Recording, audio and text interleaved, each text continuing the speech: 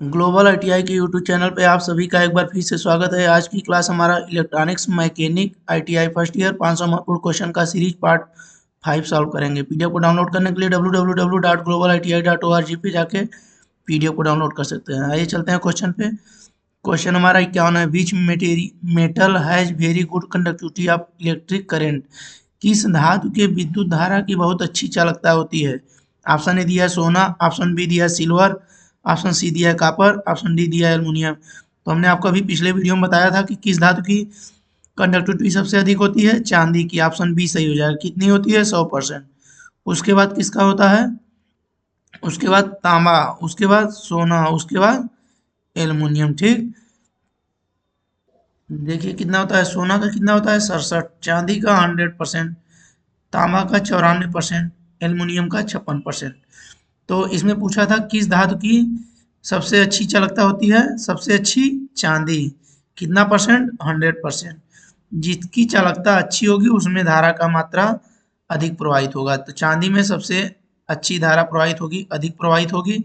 ठीक, लेकिन इसका यूज नहीं करते क्योंकि यह महंगा होता है। ठीक, हम लोग जनरली एल्युमिनियम का इस्तेमाल करते हैं चालक तार के रूप में। चलिए नेक्स्ट क्वेश्चन पे चलते हैं। 51 का बी सही हो जाएगा। नेक्स्ट क्वेश्चन 52 है। कह रहा है तार को झुकने पर भी इंसुलेशन कोटिंग बिना नुकसान के कैसे रहती है। How the insulation coating step without damage even on bending the wire. ठीक, ऑप्शन ए दिया है due to wire resistance, option B दिया है due to high current flow, C दिया है due to elastic property of insulation, D दिया है due to strength of the wire material. तो ये क्वेश्चन कर रहा है कि जो तार को अगर हम मोड़ते हैं, जो कोई तार है इसको अगर हम मोड़ते हैं तो इसके ऊपर जो इंसुलेशन लगा हुआ होता है ये क्यों टूटता नहीं है। ठीक, किस इसका क्या क्वालिटी होता है। तार के प्रतिरोध के कारण? तो ऐसा कुछ नहीं, तार के प्रतिरोध के कारण करंट का मान कम होता है, न इंसुलेशन का कोई लेना देना नहीं है। ठीक, दूसरा दिया हाई करंट के कारण, ऐसा कुछ नहीं है। हाई करंट अगर नहीं भी फ्लो हो रही है तार में, तब भी अगर हम इसको मोड़ेंगे तब भी इसके ऊपर जो प्लास्टिक का कोटेड रहता है, इंसुलेशन लगा रहता है, वो नहीं टूटता है। इसका क्या कारण है। तीसरा दिया है इलास्टिक प्रॉपर्टी, मतलब लचकदार। उसमें क्या क्वालिटी होता है, जो प्लास्टिक लगा रहता है वो लचकदार होता है। ठीक, मतलब मोड़ने पर टूटता नहीं है। ऑप्शन नंबर सी सही हो जाएगा। देखो क्वेश्चन क्या कहा था। क्वेश्चन कहा कि तार को झुकने पर भी इंसुलेशन कोटिंग बिना नुकसान के कैसे रहती है। तो इसका क्या कारण है। जो इंसुलेशन होता है वो लचकदार होता है, मतलब मोड़ने पर टूटता नहीं है। ऑप्शन नंबर सी सही हो जाएगा। 52 का सी। चलिए नेक्स्ट क्वेश्चन पे चलते हैं। इंसुलेशन क्यों लगाया जाता है। इंसुलेशन इसलिए लगाया जाता है क्योंकि इससे अगर कहीं तार बिछा रहेगा तो मनुष्य को करंट न लगे, इसी से सुरक्षा के लिए इंसुलेशन लगाया जाता है। और तार पे भी कहीं मान लो खुला है तो उस पर बारिश गिरेगी, इससे भी बचाव के लिए इंसुलेशन लगाया जाता है। ठीक, next question 53 number. What is the name of motion of charged particles in any medium. किसी भी माध्यम में आवेशित कणों की गति का क्या नाम है। ऑप्शन ए दिया है वर्तमान, मतलब कि करंट। ये गलती हो गया है, इसको धारा कर लीजिएगा, धारा। ठीक, मतलब करंट, वोल्टेज, रेजिस्टेंस, फ्रीक्वेंसी। तो ये क्या कर रहा था, किसी भी माध्यम में आवेशित कणों की गति, जो आवेशित कण है उसको क्या बोलते हैं। तो देखिए किसी भी कंडक्टर में एल्युमिनियम हो गया कुछ भी, तो इसमें प्लस माइनस होते हैं। ये आवेशित कण होते हैं, प्लस चार्ज या माइनस। इसी के गति के कारण ही धारा का प्रवाह होता है। ठीक, आवेश प्रवाह की दर को धारा कहते हैं। तो ये क्या कर रहा था, आवेशित कणों की गति, इसको क्या बोलेंगे, धारा। ऑप्शन ए करंट सही हो जाएगा। अब वोल्टेज का मात्रा क्या होता है, वोल्ट। प्रतिरोध का ओम। आवृत्ति का फ्रीक्वेंसी। अगर आवृत्ति किसमें मापा जाता है, आवृत्ति मीटर द्वारा, आवृत्ति मीटर द्वारा। और प्रतिरोध ओम मीटर द्वारा, ohm meter. Voltage volt meter, volt meter. धारा किसमें मापा जाता है, किससे, अमीटर। अमीटर द्वारा। ठीक, तो अब देख लेते हैं क्वेश्चन पे। क्वेश्चन क्या कहा था? क्वेश्चन बोला कि किसी भी माध्यम में आवेशित कणों की गति का क्या नाम है? तो हम जानते हैं आवेश प्रवाह की दर को धारा कहते हैं। ऑप्शन नंबर ए सही हो जाएगा। इसको धारा कर लीजिएगा, मिस टाइप हो गया है। 53 का ए सही हो जाएगा। चलिए नेक्स्ट क्वेश्चन पे चलते हैं। क्वेश्चन नंबर 54 है, what is the specified VCC voltage of 4 bit digital switch with 4 independent line?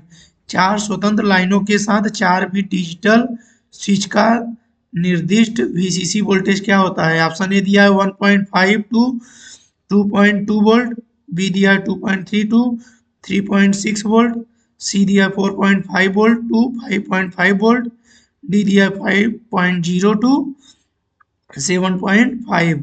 तो 54 का हो जाएगा हमारा सी, 4.5 वोल्ट टू 5.5 वोल्ट। 54 का सी। नेक्स्ट क्वेश्चन पे चलते हैं। क्वेश्चन नंबर 55 है, what is the purpose of standard wire gauge? SWG के बारे में पूछ रहा है, इसका क्या उद्देश्य है? मानक वायर गेज का उद्देश्य क्या है? ऑप्शन ए दिया है मेजर करंट, तो हम लोग जानते हैं गलत है। करंट को किस में मापते हैं? अमीटर में। अमीटर, ठीक। मेजर द वोल्टेज, गलत है। वोल्टेज को किस में मापते हैं? Volt meter. Volt metre. Measure the diameter of wire, ये सही है। एसडब्ल्यूजी का जो उद्देश्य है वो क्या करता है?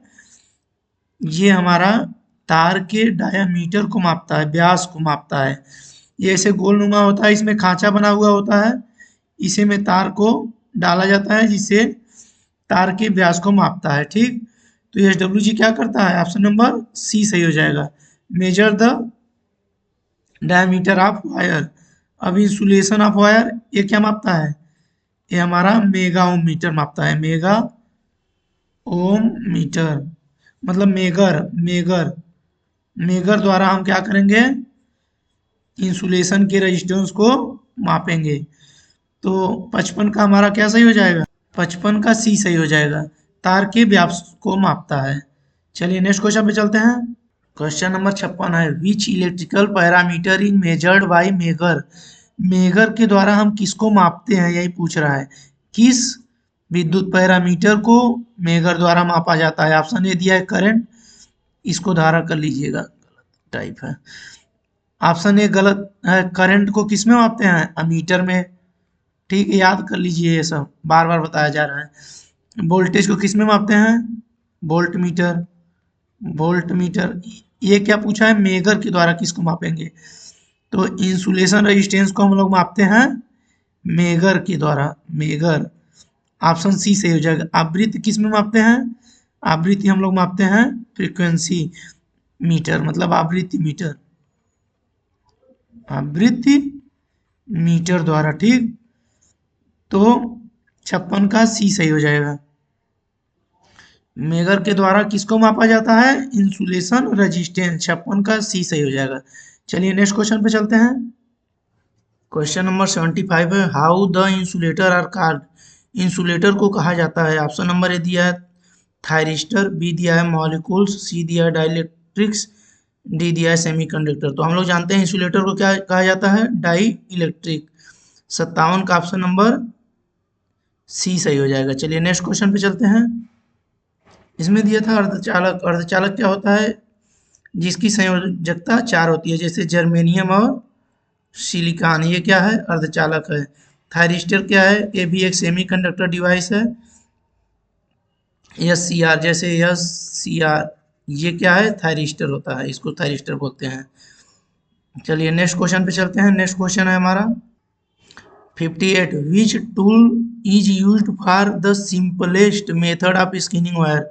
स्कैनिंग तारों की सबसे सरल विधि के लिए किस उपकरण का उपयोग किया जाता है?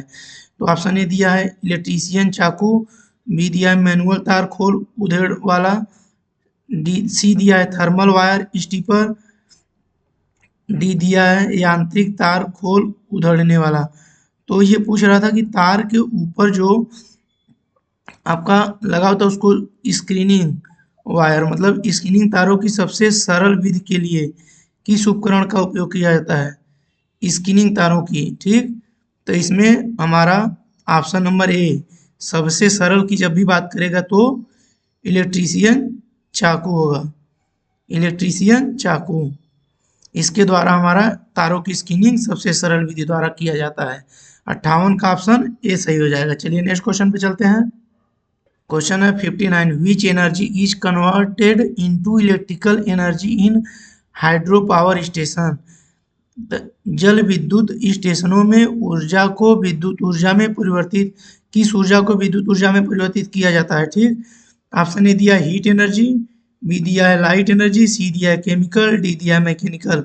तो हम लोग जानते हैं थर्मल पावर प्लांट में क्या होता है, पानी द्वारा बिजली पैदा किया जाता है। ठीक, वो पानी को क्या करते हैं हम लोग टरबाइन पे गिराते हैं, तो टरबाइन हमारा घूमता है और टरबाइन जो है हमारा जनरेटर से अल्टरनेटर से जुड़ा हुआ होता है। ठीक, कपलिंग होता है, और जब ये टरबाइन घूमेगा तो ये अल्टरनेटर भी घूमेगा, और हम लोग जानते हैं जब अल्टरनेटर घूमेगा तो विद्युत पैदा होगी।